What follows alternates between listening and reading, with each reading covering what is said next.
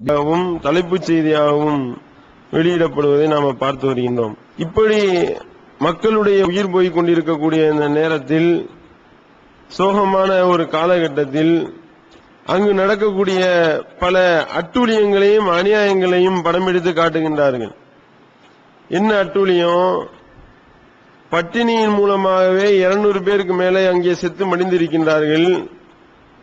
ஒருவேளை உணவு கிடைக்க மாட்டேன்றது, சாப்பிட உணவு கிடையாது. அப்படி இருக்கக்கூடிய நிலையில ஒரு புரோட்டா 250 ரூபாய்க்கு விற்கிறாங்க.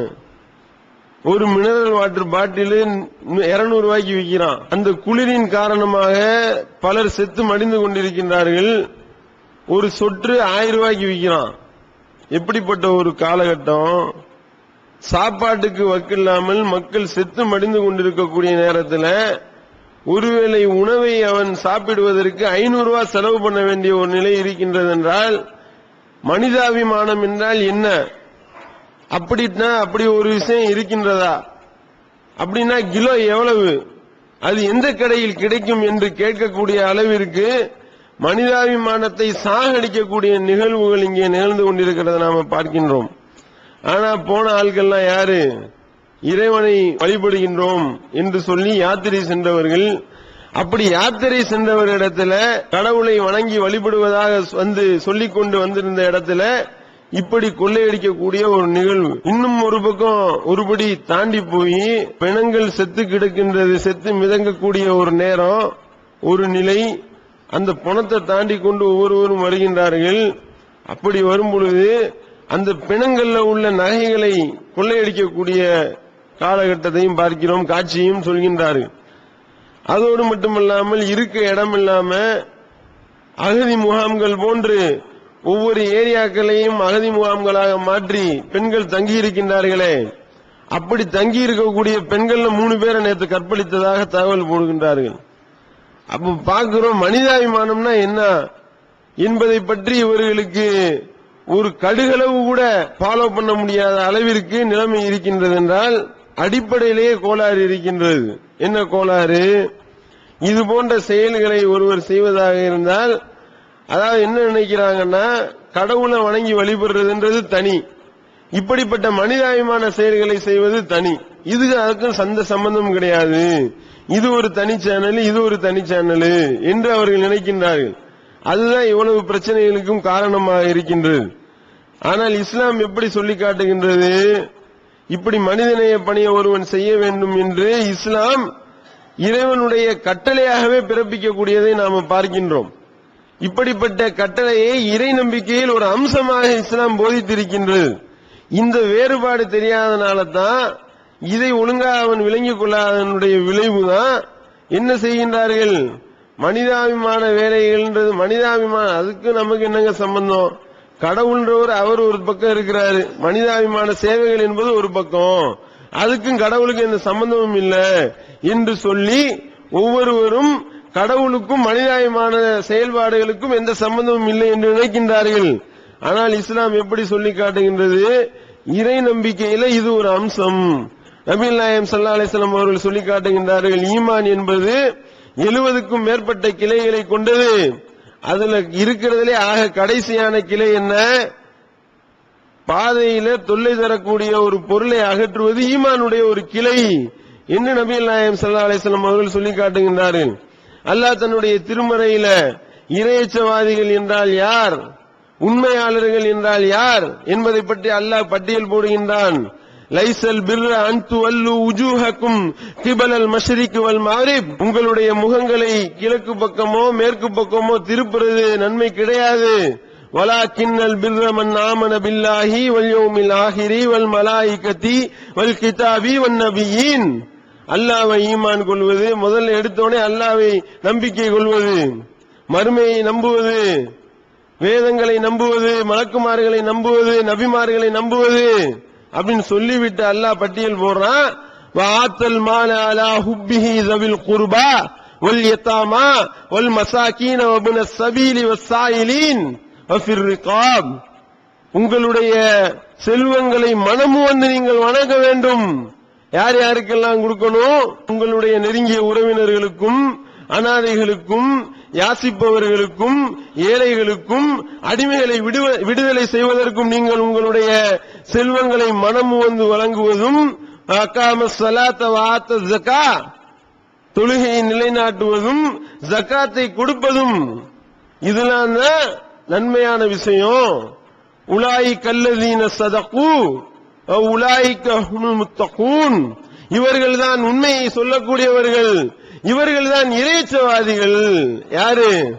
இறைவனை நம்புறது மட்டும் பத்தாது, மறுமையை நம்புறது மட்டும் பத்தாது, வேதங்களை நம்பினா மட்டும் போதாது, நபிமார்களை நம்புறேன்னு மட்டும் சொன்னா மட்டும் போதாது, மாறா என்ன செய்ய வேண்டும்?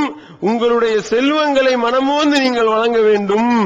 ஏழைகளுக்கு கூட, உறவினருக்கு கூட, யாசிப்பவருக்கு கூட, வழிபோக்கருக்கு கூட, அடிமைகளை விடுதலை செய்வதற்கு கூட, தொழுகையை நிலைநாட்டுவதோடு மட்டுமல்லாமல் ஜகாத்தையும் நீ வழங்க வேண்டும். இப்படி வறுமையான காலகட்டங்களில் யார் இந்த மாதிரியான செயல்களை செய்கின்றார்களோ அவர்கள்தான் உண்மை பேசக்கூடியவர்கள், அவர்கள்தான் இறைச்சவாதிகள். எப்படிப்பட்ட ஒரு வழிகாட்டுதல் பாத்தீங்களா? இஸ்லாம் எப்படி சொல்லி காட்டுகின்றது என்றால், இறைவனுடைய கட்டளை எப்படி இருக்கின்றது என்றால், நீ இறையச்சவாதியா இல்லையா, நீ உண்மை சொல்லக்கூடியவனா இல்லையா என்பதனுடைய அடிப்படை ஆதாரமே என்ன? நீ அடுத்தவனுக்கு கொடுக்கறியா இல்லையா? இதுதான் இஸ்லாத்தினுடைய அடிப்படை. மறுமையில அல்லாஹ் விசாரிப்பான், ஏன்பா நான் கடுமையான குளிர்ல ஆடை கேட்டு வந்தேனே, எனக்கு ஆடை கொடுக்கலையடா நீனு அப்படின்னு அல்லாஹ் கேட்பானா? அப்ப அடியான் கேட்பான் அல்லாஹ்வை பார்த்து, யா அல்லாஹ் உனக்கே குளிரா, உனக்கு எப்படி குளிர் அடிச்சிச்சு என்று கேட்கும் பொழுது, ஒரு ஏழை வந்தானே சுற்று இல்லாம செத்தானா, அவன்கிட்ட 500 ரூபாய் 1000 ரூபாய்க்கு வித்தியா அப்படின்னு அல்லாஹ் கேட்டானா என்ன பதில் சொல்லுவ? சாப்பாடு இல்லாம வந்தேனப்பா நானு, எனக்கு நீ சாப்பாடு கொடுத்தியா? தாகத்தோடு வந்தேனே, எனக்கு நீ குடிக்க தண்ணி கொடுத்தியா? இந்த அல்லாஹ் விசாரிப்பான். யா அல்லாஹ் உனக்கு தாகமா, உனக்கு பசியா என்று அல்லாஹ்விடத்தில் அடியான் கேட்கும் பொழுது, என்னுடைய அடியான் ஒருத்தன் வந்தானே, அவனுக்கு நீ உணவு கொடுத்திருந்தா எனக்கு நீ உணவு கொடுத்திருப்ப, அவனுக்கு நீ உடை கொடுத்திருந்தா எனக்கு நீ உடை கொடுத்திருப்ப என்று அல்லாஹ் சொல்லி காட்டுகின்றான் என்று நபிகள் நாயகம் ஸல்லல்லாஹு அலைஹி வஸல்லம் அவர்கள் சொல்கின்றார்கள் என்றால், அப்ப இந்த மாதிரியான செயல்களை செய்வது இறைவனுக்கு செய்ய வேண்டிய கடமைகளை ஒன்று இன்று இஸ்லாம் வழிகாட்டுவதை பார்க்கிறோம்.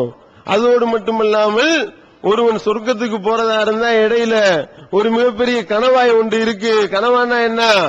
போகக்கூடிய இடத்துல உள்ள ஒரு மிகப்பெரிய பள்ளம், அதை தாண்டினாதான் நீ சொர்க்கத்துக்கு போக முடியும். ஃபலக்தஹ மல்லகபா வமா அத்ராக மல்லகபா ஃபக்கு ரகபத்தின் நௌ இதாமுன் ஃபீ யௌமின் ஸீ மஸ்ரபா யதீமன் லா மக்ரபா அவ் மிஸ்கீனன் லா மத்ரபா ثم كان من الذين آمنوا وتواصوا بالصبر وتواصوا بالمرحمة.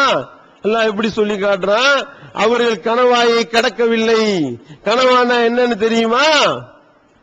அடிமைகளை விடுதலை செய்வதும், கடுமையான பட்டினியில உழண்டு கொண்டிருக்கின்றார்களே அத்தகைய ஏழைகளுக்கு உணவளிப்பதும், அனாதைகளை ஆதரிப்பதும் அப்படின்னு சொல்லிவிட்டு அதுக்கப்புறம் தான் ஈமான் கொண்டு நல்லறங்களை போதித்து நல்லபடியா உறவினர்களோடு ஒன்றி வாழ்வது என்று அல்லாஹ் சொல்லி காட்டுகின்றான் என்றால், அப்ப இஸ்லாம் எப்படிப்பட்ட அடிப்படையை சொல்லி காட்டுது பாத்தீங்களா?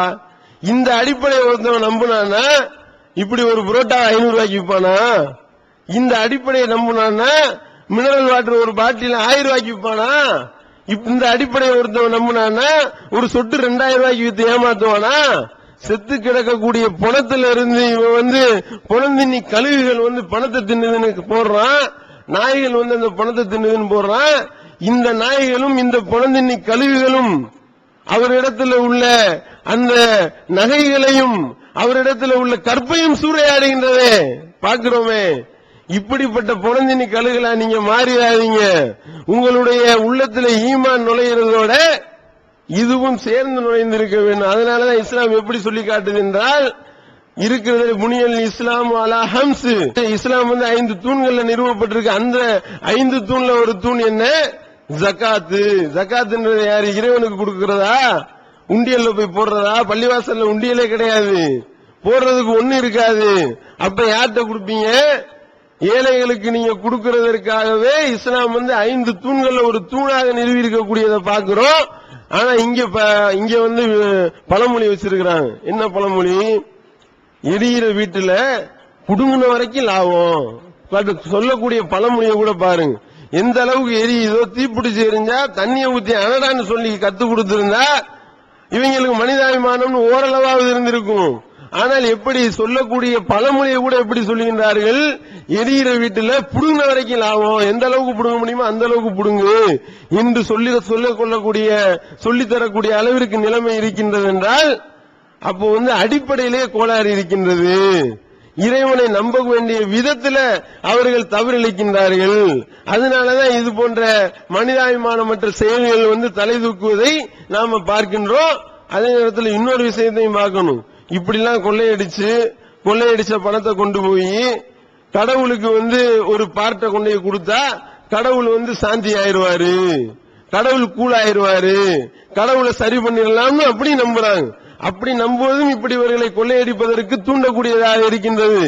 ஆனால் இஸ்லாத்தில் இந்த விளையாட்டு இருக்கா? இவன் அடிக்கக்கூடிய கொள்ளையில கடவுளுக்கு கமிஷன் கொடுத்து கடவுளை ஏமாற்ற முடியுமா? நாம ஹராமான வழியில சம்பாதிப்போமே, ஆனால் நம்முடைய பிரார்த்தனை அங்கீகரிக்கப்படாது. அந்த அளவுக்கு இஸ்லாம் அழகான வழிகாட்டுதலை சொல்லி காட்டுகின்றது. இப்படி கடவுளை கமிஷன் கொடுத்து கரெக்ட் பண்ண வேலையெல்லாம் இங்க இல்ல. அதுக்கெல்லாம் இஸ்லாத்துல இங்க அனுமதி கிடையாது. அந்த மாதிரியான விஷயங்கள் அப்படி நீ சம்பாதிக்கவே கூடாது. எது தூய்மையான பொருள் அதிலிருந்து தான் நீ தான தர்மம் செய்ய வேண்டும் என்று இஸ்லாம் இப்படி அழகான வழிகாட்டுதலை காட்டுது.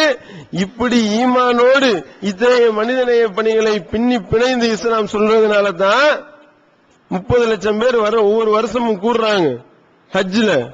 பாக்குறோமா இல்லையா? இந்த மாதிரியான மக்கள் கூடுற இடத்துல இல்ல செய்யணும், விலையை ஏற்றி வச்சு கொள்ளையடிக்கிறதான பார்த்திருக்கிறோம். ஆனா அங்கே மட்டும் விலை குறையுது. எப்படி? ஆட்கள் கூட வந்தா விலை ரேட்டை ஏற்றி வச்சு அநியாயம் பண்ணிட்டு இருக்கிறான். ஆனா அங்கே நிலைமை என்ன?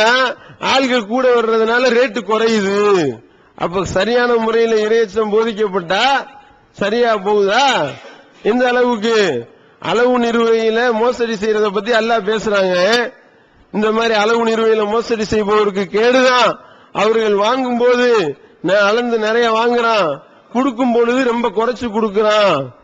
யௌம யக்கூமுன் நாஸு லிரப்பில் ஆலமீன், அன்றைய தினம் அவர்கள் மறுமை நாள் அல்லாஹ் முன்னாடி நிக்க வேண்டும் என்பதை பற்றி அவர்கள் நினைக்க வேணாமா? எப்படி அளந்து நிறுந்து கொடுக்கறத பத்தி இஸ்லாம் பேசுது, அல்லாஹ் குர்ஆன்ல பேசுறான். அப்படி பேசிக்கிட்டு வரும் பொழுது இப்படி அளவு நிறுவையில மோசடி செய்யப்பா, நீ அல்லாஹ் முன்னாடி நிக்க வேணாமா? மத்த அல்லாஹ் என்ன நினைப்பான்னா, அந்த தெராசுக்கு அடியில புளி வைக்கிறதும் காந்த வைக்கிறதும் இதுக்கும் கடவுளுக்கும் சம்பந்தம் இல்லைன்னு நினைப்பான். ஆனா இங்க என்ன நிலைமை?